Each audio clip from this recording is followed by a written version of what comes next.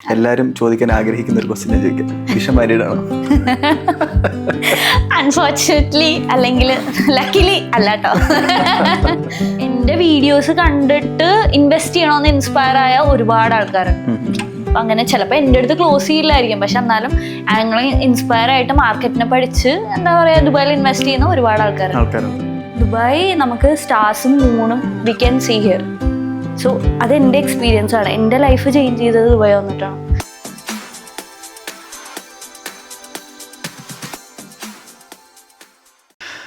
Hi hello and welcome back to life unfiltered. ഇന്ന് നമ്മോടൊപ്പം ഉള്ളത് ഒരു സോഷ്യൽ മീഡിയ ഇൻഫ്ലുവൻസറാണ്. അതോടൊപ്പം she's a well known Dubai real estate expert. Welcome ചെയ്യാം Disha. Disha, welcome to life unfiltered. Thank you. എന്തുണ്ട് വിശേഷം? നല്ല വിശേഷം, എല്ലാം നല്ലപോലെ പോകുന്നു. ബിസിയാണ്, ലൈഫ് ഭയങ്കര ബിസിയാണോ? എക്സ്ട്രീം. ആരോട് ചോദിച്ചാലും അറിയാൻ പറ്റും ദുബായ് റിയൽ എസ്റ്റേറ്റ് ഏജന്റ് അല്ലെങ്കിൽ ഓഫീസറിന്റെ ഒരു തിരക്കിട്ട ജീവിതം എങ്ങനെയാണ്. നമുക്ക് സൺഡേ മൺഡേ ഇല്ല. കണ്ടിന്യൂസ് വർക്കാണല്ലേ? ഭയങ്കര തിരക്കാണ്. എന്നിട്ട് സന്തോഷമാണോ? എന്താ പറയാ, സത്യം പറഞ്ഞാൽ കുറച്ച് എക്സോസ്റ്റിംഗ് ആണ്. പക്ഷെ ആ അവസാനമുള്ള എൻഡ് റിസൾട്ട് അല്ലെങ്കിൽ നമുക്ക് ആ കിട്ടുന്ന നമ്മുടെ ആ ലൈഫ് ചേഞ്ച് ചെയ്യുന്നത് കാണുമ്പോഴത്തേക്കിനും actually I'm really happy. കാരണം നമുക്ക് പെൺകുട്ടികളുടെ ലൈഫ് എങ്ങനെയാണെന്ന് നമുക്കറിയാമല്ലോ. പക്ഷെ എന്താ പറയാ, ഏതെങ്കിലും ഒരു വീട്ടില് ഒതുങ്ങി തീരേണ്ടതല്ല. ആക്ച്വലി ആണുങ്ങളെ പോലെ തന്നെ പെണ്ണുങ്ങൾക്കും പലതും ചെയ്യാൻ പറ്റും. അപ്പോൾ ആ ഒരു ലൈഫ് എലവേറ്റ് ചെയ്യണം, അല്ലെങ്കിൽ ഒരു നല്ലൊരു മൈൻഡ് സെറ്റ് അല്ലെങ്കിൽ മാനിഫെസ്റ്റേഷൻ ഉള്ള ഒരാളാണെങ്കിൽ ദുബായ് എന്തുകൊണ്ടും ഒരു അടിപൊളി സ്ഥലമാണ് ഒരു പെൺകുട്ടിക്ക്. സേഫ്റ്റി ആണെങ്കിലും കാശുണ്ടാക്കാനാണെങ്കിലും നല്ല ജോലി, ലൈഫ് സ്റ്റൈല്, കുടുംബം നോക്കാൻ എല്ലാത്തിനും വളരെ നല്ലൊരു സ്ഥലമാണ് ദുബായ്. യെസ്. ഞാൻ ദിശയുടെ ഇൻസ്റ്റാഗ്രാമിൽ എല്ലാ പോസ്റ്റും തന്നെ ഞാൻ ഇപ്പം കണ്ടു. ഇപ്പം ഇതിന്റെ ഭാഗമായിട്ട് ഞാൻ എല്ലാ പോസ്റ്റും കണ്ടു. Thank you. പെട്ടെന്നുള്ള വളർച്ചയായിരുന്നു. ലൈക്ക് ഒരു വിത്തിൻ 2 years ഒരു 85+ ഫോളോവേഴ്സ് ഇൻസ്റ്റാഗ്രാമിലുണ്ട്.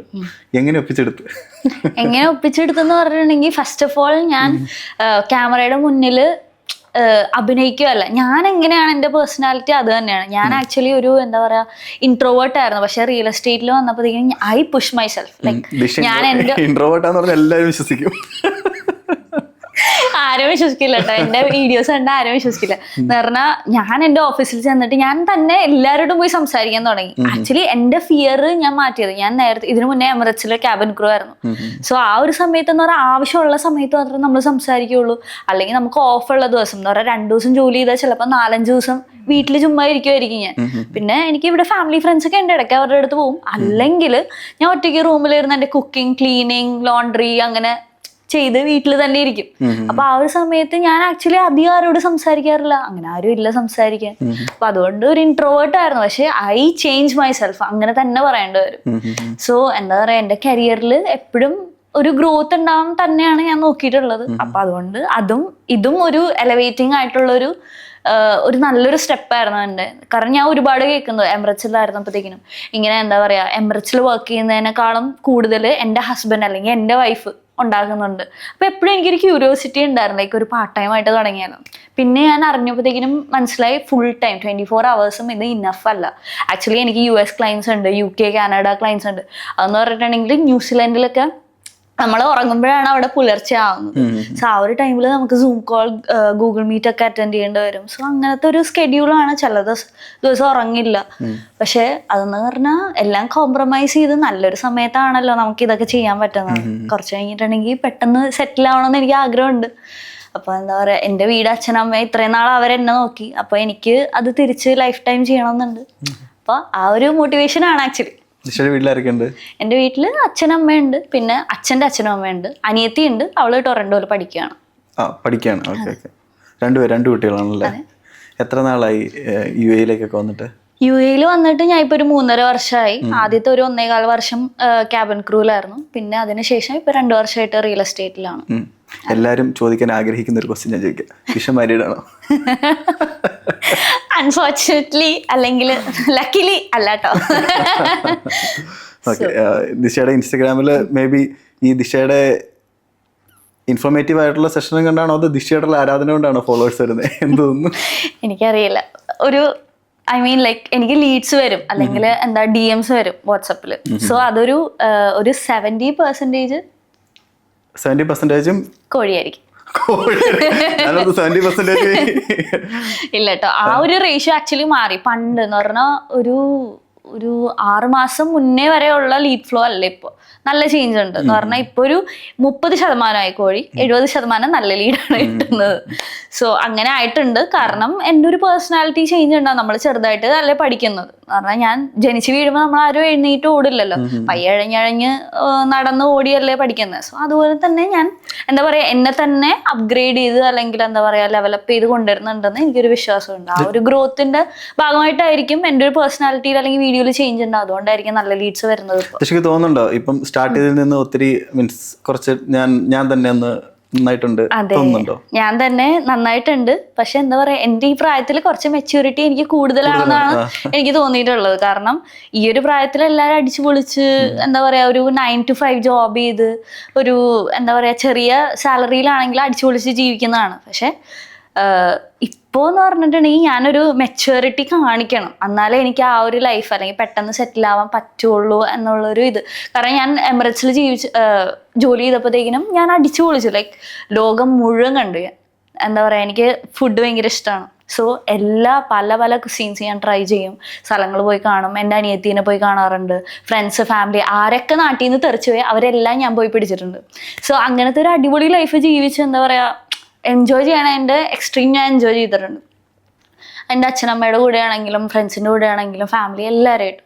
അപ്പോൾ ഇപ്പോൾ എന്ന് പറഞ്ഞിട്ടുണ്ടെങ്കിൽ എന്താ പറയുക എൻജോയ് ചെയ്ത് നടന്നു. ഓക്കെ, ഇപ്പോൾ എനിക്ക് മനസ്സിലായി ഒരു ഗ്രോത്ത് ഇല്ല. അപ്പം അതുകൊണ്ടാണ് ഞാൻ ചേഞ്ച് ചെയ്യാനുള്ള മെയിൻ കാരണം. സോ ആ ഒരു ചേഞ്ച് നല്ലതാണ്. ഇപ്പം ഞാൻ ഗ്രോ ചെയ്യുന്നുണ്ട്. എൻ്റേതായിട്ടുള്ള എന്താ പറയുക നാട്ടിലെ വീട് പണിയാണെങ്കിലും അല്ലെങ്കിൽ ഇവിടെ എൻ്റെ ലൈഫ് എലവേറ്റ് ചെയ്യുകയാണെങ്കിലും അങ്ങനെ ഒരുപാട് കാര്യങ്ങൾ. ഇപ്പോൾ സ്വന്തമായിട്ട് പിന്നെ ഇനി കുറച്ച് നാളും കൂടെ കഴിയുമ്പോൾ സ്വന്തമായിട്ട് സ്റ്റാർട്ട് ചെയ്യണമെന്ന് ഞാൻ പ്ലാൻ ചെയ്യുന്നുണ്ട്. അപ്പം എല്ലാം ഒരു എന്താ പറയുക ആ ഒരു അലൈൻമെന്റ് അല്ലെങ്കിൽ എന്താ പറയുക ഇങ്ങനെ മാനിഫെസ്റ്റ് ചെയ്തുകൊണ്ടിരിക്കുകയാണ്. നമുക്കറിയാം ലോകത്തിലെ തന്നെ ഏറ്റവും കൂടുതൽ ലാഭം ഉണ്ടാക്കുന്ന വൺ ഓഫ് ദ കമ്പനിയാണ് എമിറേറ്റ്സ് അല്ലേ. റീസെൻ്റ്ലി ഒരു 2 വർഷം കണ്ടിന്യൂസ് ആയിട്ട് കണ്ട് 6 മാസം സാലറി എല്ലാ വർഷവും കൊടുക്കാറുണ്ട്. 6 മാസം സാലറി ബോണസ് ആയിട്ട് കൊടുക്കാറുണ്ട്. അങ്ങനെ ഒരു വലിയ കമ്പനിയിൽ ക്യാബിൻ ക്രൂ ആയിട്ട് നല്ലൊരു പൊസിഷനിൽ വർക്ക് ചെയ്തുകൊണ്ടിരുന്നത്. ആ പൊസിഷനിൽ വർക്ക് ചെയ്തുകൊണ്ടിരുന്നപ്പം എങ്ങനെ റിയൽ എസ്റ്റേറ്റിലേക്ക് ഇറങ്ങാൻ വേണ്ടി തോന്നി? ആക്ച്വലി അവിടെ ഭയങ്കര കംഫർട്ടബിൾ ലൈഫാണ്. ഓക്കെ, അതാണ് കംഫർട്ടബിൾ ലൈഫാണ്. ലോകം മുഴുവൻ കറങ്ങുന്നു. ഇൻസ്റ്റയിൽ നോക്കിയിട്ടുണ്ടെങ്കിൽ കറങ്ങാൻ പറ്റി, ഇങ്ങോട്ട് കാശ് കിട്ടും. അതെ അതെ. ആ ഒരു ലൈഫിൽ നിന്ന് എങ്ങനെ മാറാൻ വേണ്ടി തോന്നി? എന്ന് പറഞ്ഞാൽ നമ്മൾ പുറത്ത് നോക്കുമ്പോഴത്തേക്കിനും അത് അടിപൊളിയാണ്. പക്ഷെ അകത്ത് ഇരിക്കുമ്പോഴേ മനസ്സിലാവുള്ളൂ. കുറച്ച് എന്താ പറയുക എക്സ്പീരിയൻസ് ചെയ്ത് കഴിയുമ്പോഴത്തേക്കിനും നമുക്ക് മടുക്കും. എന്ന് പറഞ്ഞാൽ നമ്മൾ പുതിയ ഡെസ്റ്റിനേഷൻസ് കാണുമ്പോൾ നല്ലതാണ്. എന്ന് പറഞ്ഞാൽ അതെല്ലാം കണ്ടു കഴിഞ്ഞ് പിന്നെയും അത് റിപ്പീറ്റഡ് ആകുമ്പോഴത്തേക്കിനും ബോറടിക്കാൻ തുടങ്ങും. സോ പക്ഷെ നല്ലൊരു എക്സ്പീരിയൻസ് ആണ്, ലൈഫ് അടിപൊളിയാണ്. പക്ഷെ ആ ഒരു കംഫർട്ട് സോണിലായിപ്പോൾ നമ്മൾ എന്താ പറയുക നമ്മൾ ഇത് നോർമൽ കോമൺ സെൻസ് ആണ്. നമ്മളൊരു കംഫർട്ട് സോണിൽ ഇരിക്കുകയാണെങ്കിൽ നമ്മൾ ഒരിക്കലും വളരില്ല. ഗ്രോ ചെയ്യണമെങ്കിൽ നമ്മൾ കംഫർട്ട് സോണിന്റെ പുറത്ത് തന്നെ വരണം. സോ അങ്ങനെ ഞാൻ റിയൽ എസ്റ്റേറ്റിൽ വന്ന് എനിക്കൊന്നും അറിയില്ല. റിയൽ എസ്റ്റേറ്റിലേക്ക് എങ്ങനെ എത്തിയത്? ഇരിക്കുമ്പം വർക്ക് ചെയ്യുന്ന സമയത്ത് റിയൽ എസ്റ്റേറ്റ് അറിയാൻ ചാൻസ് കുറവല്ലേ? ചാൻസ് കുറവല്ല, ഉണ്ട്. എൻ്റെ ഫ്രണ്ട്സിന്റെ ഫ്രണ്ട്സ് വർക്ക് ചെയ്യുന്നുണ്ട്. അല്ലെങ്കിൽ എന്താ പറയാ എൻ്റെ കൊലീഗ്സിന്റെ വൈഫ് അല്ലെങ്കിൽ ഹസ്ബൻഡ് അവിടെ വർക്ക് ചെയ്തിട്ട് നമ്മളെക്കാളും കൂടുതൽ ശമ്പളം മേടിക്കണം, അല്ലെങ്കിൽ എന്താ പറയാ കമ്മീഷൻ ഉണ്ടാക്കണം. അപ്പൊ അതൊക്കെ ഒരുപാട് കേൾക്കണേ ഞാൻ. അപ്പൊ അങ്ങനെയാണ് ഇതിനെപ്പറ്റി അന്വേഷിച്ച് അങ്ങനെ വീഡിയോ ഇങ്ങനെ റീൽസ് കണ്ട്, ഞാനും റിയൽ എസ്റ്റേറ്റിൽ ജോയിൻ ചെയ്ത് ഇങ്ങനെ റീൽസ് കണ്ട് എന്താ പറയാ ഹയറിംഗ് വീഡിയോ കണ്ട്. അപ്പൊ അങ്ങനെയാണ് ഞാൻ എൻ്റെ ആദ്യത്തെ കമ്പനിയിൽ ഞാൻ ജോയിൻ ചെയ്യണം. ഈ സോഷ്യൽ മീഡിയ ഇൻഫ്ലുവൻസർ ആയിരിക്കുമ്പോഴേ സ്വന്തമായിട്ട് ഇപ്പം കുറേ റീൽസ് ചെയ്യുന്നുണ്ട്, പ്രൊമോട്ട് ചെയ്യുന്നുണ്ട്, സ്വന്തം കമ്പനിയിൽ വർക്ക് ചെയ്യുന്ന കമ്പനിയിലെ പ്രൊമോട്ട് ചെയ്യുന്നുണ്ട്. അതുകൂടാണ്ട് പുറത്തുനിന്ന് എന്തെങ്കിലും റിക്വയർമെന്റ്സ് എൻക്വയറീസ് വരാറുണ്ടോ അവർക്ക് പ്രൊമോഷൻ കൊടുക്കാനൊക്കെ ആയിട്ട്? ഒരുപാട് വരാനുണ്ട്. ചെയ്യാറുണ്ടോന്ന് വെച്ചിട്ടുണ്ടെങ്കിൽ വളരെ ചുരുക്കം. പറഞ്ഞാൽ അത്രയും നല്ല എന്തെങ്കിലും കാര്യം അല്ലെങ്കിൽ അറിയാവുന്ന ഒരാളുടെ എന്തെങ്കിലും പ്രൊഡക്റ്റ് അല്ലെങ്കിൽ അങ്ങനെ ഹെൽപ്പിംഗ് ആയിട്ട് അങ്ങനെ എന്തെങ്കിലും അല്ലെങ്കിൽ അങ്ങനെ പ്രൊമോട്ടിങ് സ്റ്റോറി ഇടുക അല്ലെങ്കിൽ റീൽസ് ഉണ്ടാക്കുക. റീൽസ് ഉണ്ടാക്കിയാലും എന്താ പറയുക, ഞാൻ ഈ ഇടയ്ക്ക് ഒരു യോട്ടിന്റെ വീഡിയോ ഉണ്ടാക്കിയായിരുന്നു. സോ അങ്ങനെ ഇടയ്ക്കൊക്കെ ചെയ്യാറുണ്ട്. എന്തെങ്കിലും പെയ്ഡ് പ്രൊമോഷൻ അങ്ങനെ എന്തെങ്കിലും ഒക്കെ വല്ലപ്പോഴേ ചെയ്യാറുള്ളൂ. അത് അത്ര നല്ലൊരു ഇതാണെങ്കിൽ മാത്രം. എങ്ങനെയുണ്ട് ആൾക്കാർ പുറത്തേക്ക് ഇറങ്ങുമ്പോൾ ആൾക്കാർ അറിയുന്നുണ്ടോ അതോ സോഷ്യൽ മീഡിയ ഇൻഫ്ലുവൻസർ പോകുന്നു? കൊറേ പേര് വന്ന് സംസാരിക്കാറുണ്ട്, ചോദിക്കാറുണ്ട് നിങ്ങൾ റിയൽ എസ്റ്റേറ്റ് ചെയ്യുന്ന ദിശ അല്ലേ, ലൈക്ക് അല്ലേ. ഇത് ആക്ച്വലി പെട്ടെന്ന് ഉണ്ടായതാണല്ലോ. അപ്പം ഒരു ചിലർ ഫോട്ടോ എടുക്കാൻ വരും, ഞാൻ വേഗം ദൈവം ഞാൻ സിനിമ നടിയൊന്നും അല്ലേ, ഞാൻ റിയൽ എസ്റ്റേറ്റ് ഏജന്റ് ആണ് ദുബായില്. അല്ല, 2 വർഷം മുന്നേ ദിശയ്ക്ക് ഒരു എക്സ്പീരിയൻസ് ഉണ്ടായിരുന്നില്ലല്ലോ. അതെ അതെ. അപ്പൊ പെട്ടെന്ന് 2 വർഷം കഴിഞ്ഞപ്പോ ഒരു സെലിബ്രിറ്റി ആയപ്പം ഒരു നോൺ ഫേസ് ആയപ്പം എന്താണ് തോന്നുന്നത്? ആക്ച്വലി നല്ല സന്തോഷമുണ്ട് സത്യം പറഞ്ഞിട്ടുണ്ടെങ്കിൽ. ദൈവം അനുഗ്രഹിച്ച് നല്ല എന്താ പറയാ റീച്ച് ഒക്കെ ഉണ്ട് വീഡിയോസിൽ. സോ അതുകൊണ്ടാണ് അങ്ങനെയാണ് ഞാൻ കഞ്ഞി പിടിക്കുന്നത്. ആക്ച്വലി എനിക്ക് ലീഡ്സ് വന്നിട്ട് അതിൽ നിന്ന് ഞാൻ മീറ്റിംഗ് എടുത്ത് ക്ലോഷേഴ്സ് ആണ് ചെയ്യാറ്. അപ്പോൾ നല്ലൊരു എക്സ്പീരിയൻസ് ആണ് ആക്ച്വലി. പിന്നെ റെക്കഗ്നൈസ് ചെയ്യുമ്പോഴത്തേക്കിനും കുറച്ചുകൂടെ സന്തോഷമാണ്. രണ്ടുപേർക്ക് എന്നെ അറിയാം, എവിടെ പോയാലും ക്രൗഡിൽ പോയിട്ടുണ്ടെങ്കിൽ ഒരാളെങ്കിലും എന്നെ തിരിച്ചറിയുന്നുണ്ട്.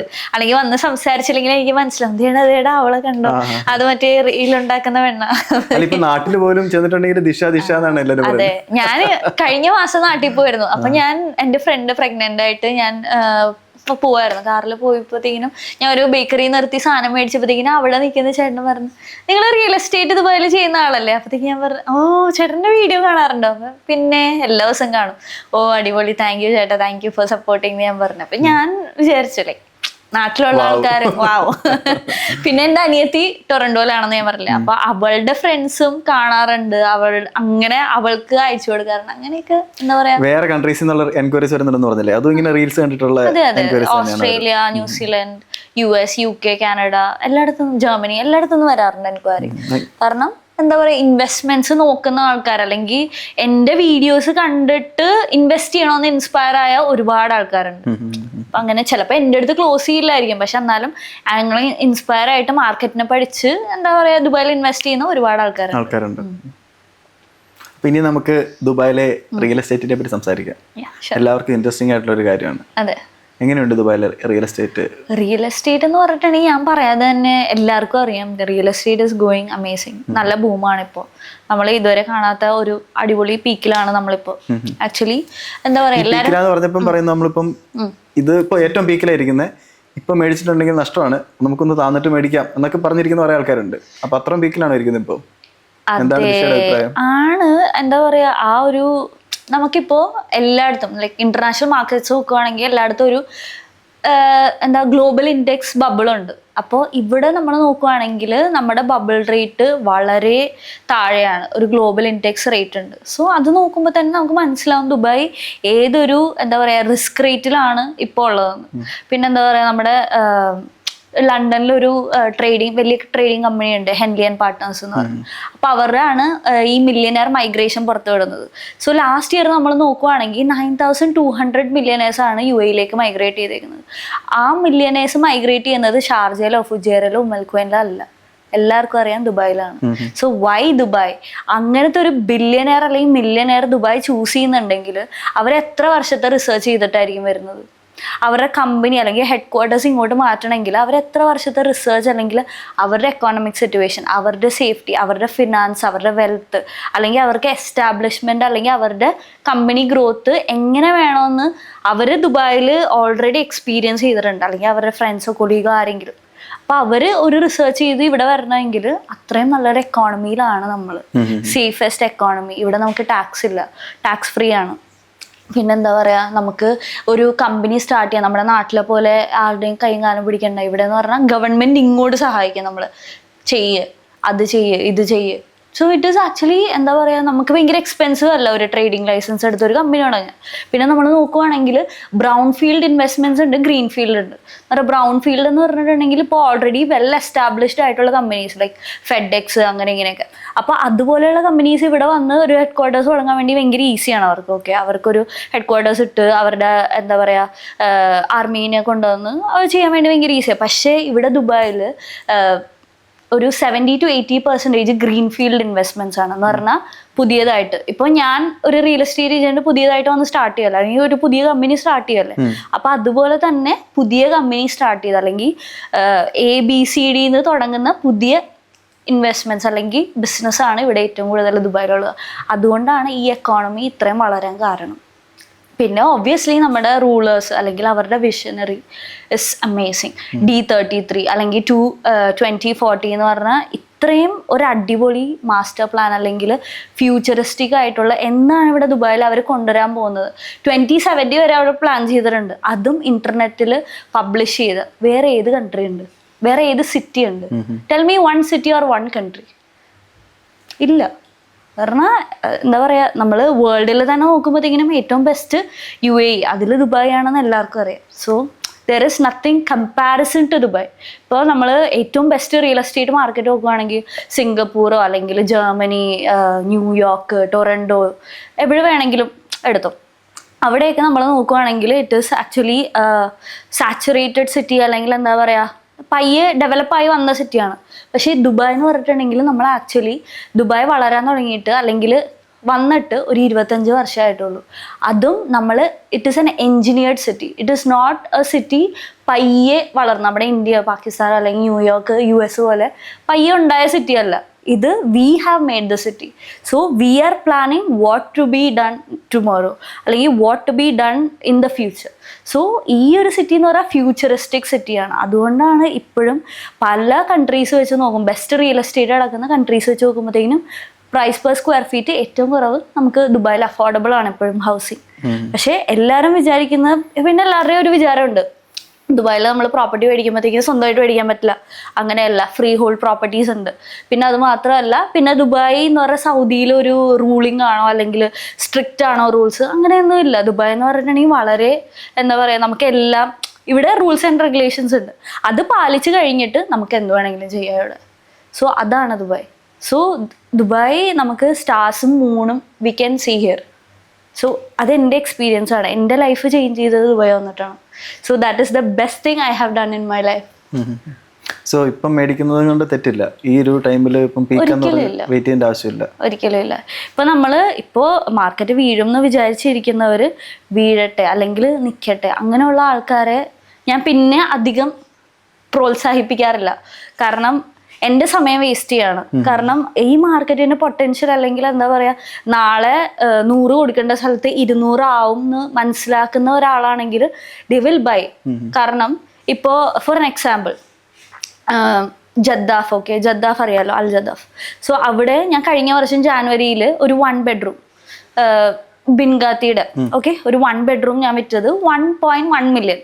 ആ സെയിം ബാച്ചിൽ ഐ തിങ്ക് മാർച്ചിൽ ഞാൻ നെക്സ്റ്റ് അവരുടെ പ്രൊജക്റ്റ് വന്നപ്പോഴത്തേക്കും ഞാൻ കൊടുത്തത് 1.25 മില്യണിലാണ്. പിന്നെ അതിനുശേഷം ഇപ്പോൾ ഒരു 3 months മുന്നേ അവിടെ ഒരു ഇത് വന്നിട്ടുണ്ടായിരുന്നു, 12 എന്ന് പറഞ്ഞു. അപ്പൊ അവിടെ ഞാൻ കൊടുത്തത് 1.4 മില്യണിലാണ്, 1 ബെഡ്റൂം തന്നെ. ഇത് സെയിം പാച്ചിലായിരുന്നില്ല, ഈ വർഷം ഞാൻ കൊടുത്തത് ആ സെയിം ലൊക്കേഷനിൽ തന്നെ. എന്ന് പറഞ്ഞാൽ അത്രയും പ്രൈസ് ഡിഫറൻസ് ആണെന്ന് പറഞ്ഞാൽ ഇപ്പോൾ ഒരു 2-3 months കഴിയുമ്പോൾ ഒരു 50,000 ദിർഹംസ് ഇൻക്രീസ് ചെയ്തെന്ന് വെച്ചോ. നമ്മുടെ നാട്ടിൽ എത്ര രൂപ അത്? 30-40-50 ലക്ഷം രൂപയല്ലേ. അപ്പോൾ ഇന്ന് ഇൻവെസ്റ്റ് ചെയ്യുന്നതാണോ അല്ലെങ്കിൽ അടുത്ത മാസം ഇൻവെസ്റ്റ് ചെയ്യുന്നതാണോ ഐഡിയയിൽ? ഇപ്പൊ നമ്മൾ ഇന്ന് ഇൻവെസ്റ്റ് ചെയ്തില്ലെങ്കിൽ അടുത്ത മാസം ഒരു 50 ലക്ഷം കൂടുതൽ കൊടുത്ത് മേടിക്കട്ടെ, എനിക്ക് എന്താ പ്രശ്നം? എനിക്ക് കൂടുതൽ കമ്മീഷൻ കിട്ടും. ആർക്കൊക്കെ ഈ ഒരു പ്രോപ്പർട്ടി മേടിക്കാം? ആർക്ക് വേണ്ടി മേടിക്കാവോ? ആർക്ക് വേണമെങ്കിലും ആക്ച്വലി മേടിക്കാം. ഐ മീൻ ഏത് കൺട്രിയിൽ നിന്ന് വന്നാലും നമുക്ക് മേടിക്കാൻ പറ്റുമോ?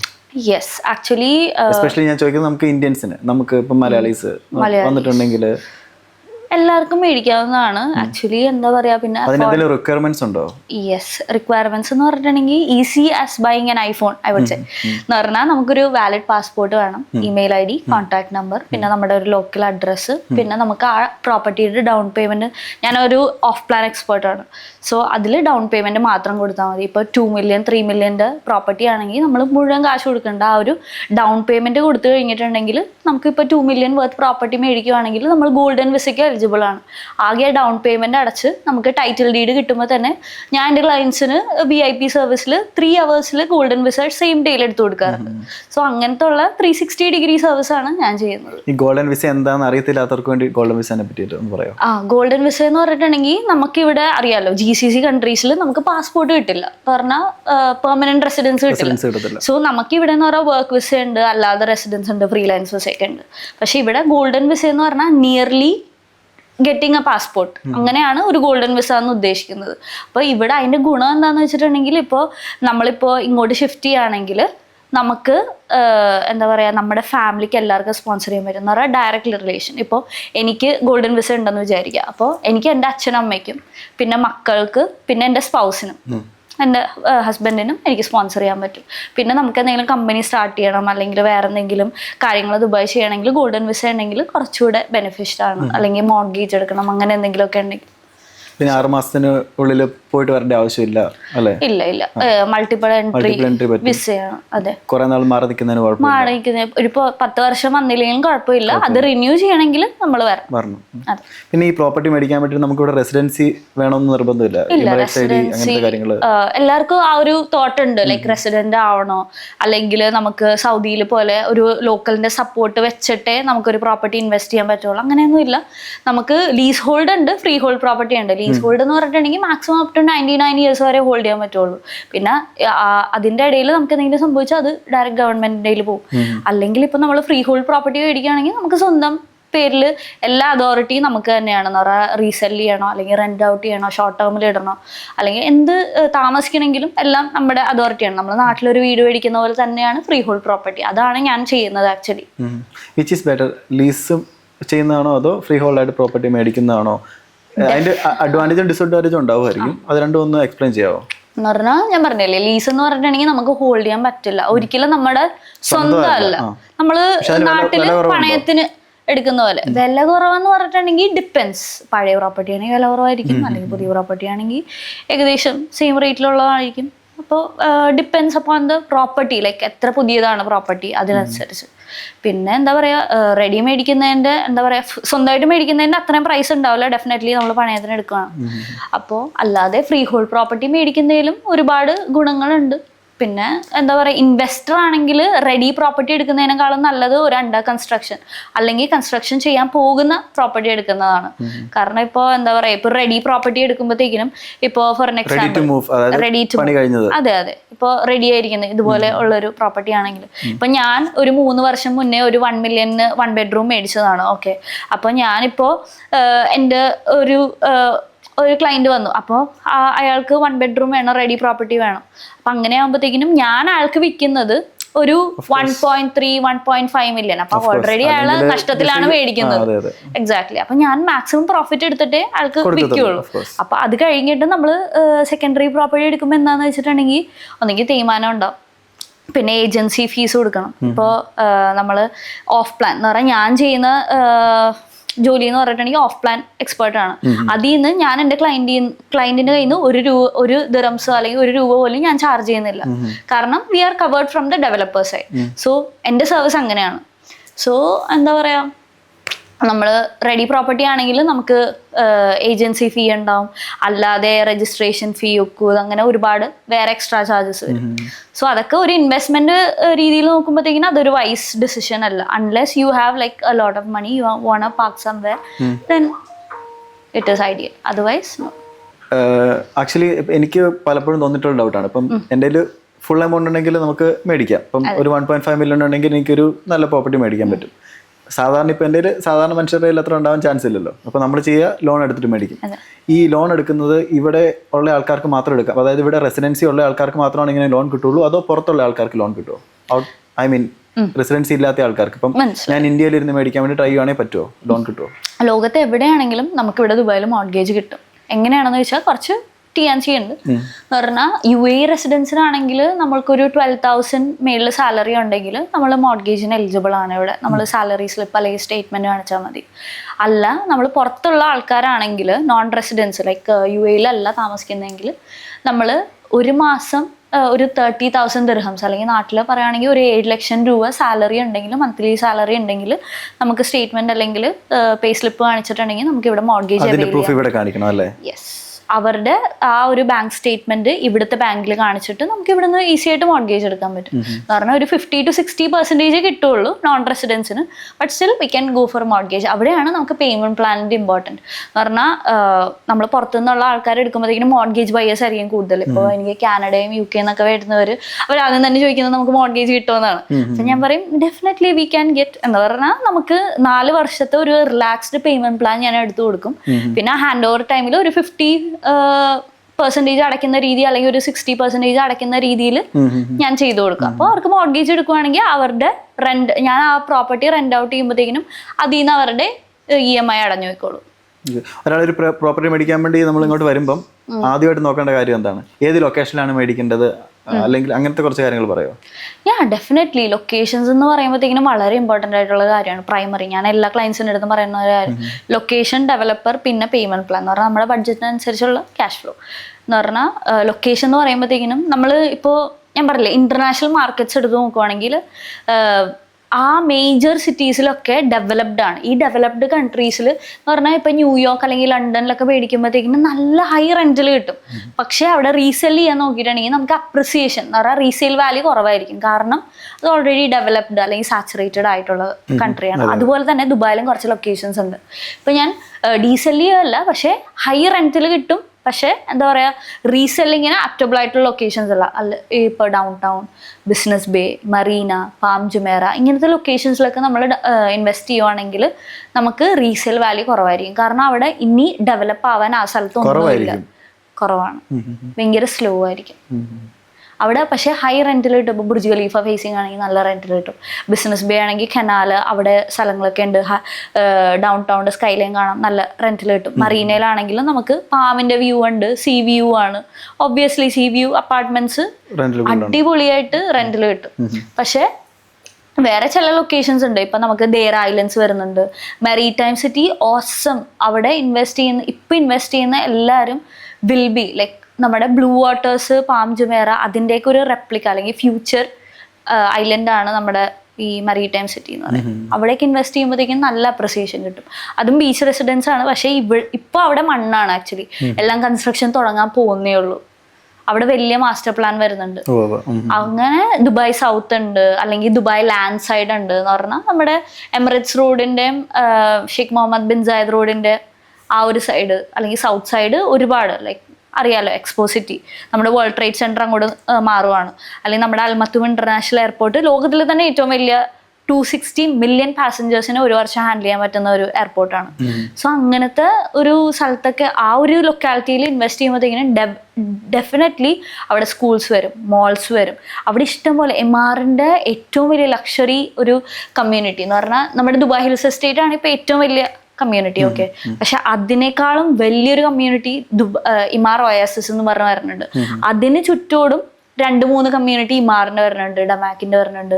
അങ്ങനെ കുറെ പേര് അവിടെ കമ്മ്യൂണിറ്റി കൊണ്ടുണ്ട്. അപ്പൊ ആ ഒരു നമ്മൾ ഇപ്പോൾ ഒരു ഇൻവെസ്റ്റ് ചെയ്യുമ്പോഴത്തേക്കും നമ്മൾ 1-2 മില്യൺ ആണ് അവിടെ ഇൻവെസ്റ്റ് ചെയ്യുന്നത്. ഓക്കെ, പക്ഷേ ഒരു ഡെവലപ്പർ അവിടെ ഇൻവെസ്റ്റ് ചെയ്യുന്നതെന്ന് പറഞ്ഞാൽ ആ ഒരു കമ്മ്യൂണിറ്റി അല്ലെങ്കിൽ ലാൻഡ് മേടിച്ച് അവിടെ ഡെവലപ്പ് ചെയ്യണമെങ്കിൽ അവര് ബില്യനാണ് ഇറക്കുന്നത്, ബില്യൻസ്.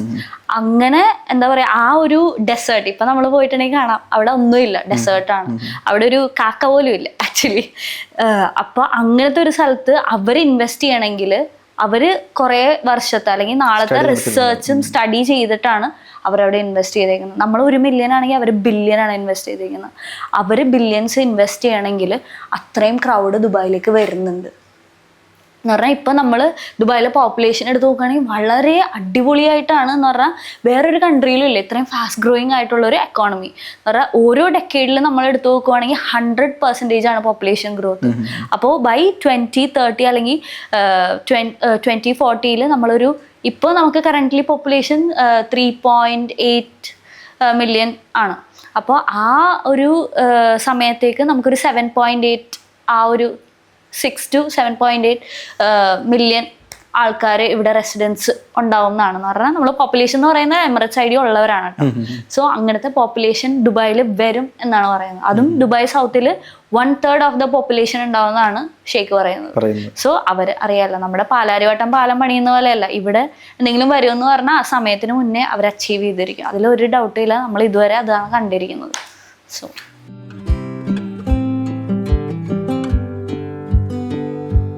അപ്പം നിങ്ങൾക്ക് എല്ലാവർക്കും ഈ വീഡിയോ ഇഷ്ടപ്പെടുമെന്ന് ഞാൻ വിശ്വസിക്കുന്നു. ഇഷ്ടപ്പെട്ടെങ്കിൽ നിങ്ങളുടെ കൂട്ടുകാർക്കൊക്കെ ഒന്ന് ഷെയർ ചെയ്ത് കൊടുക്കുക.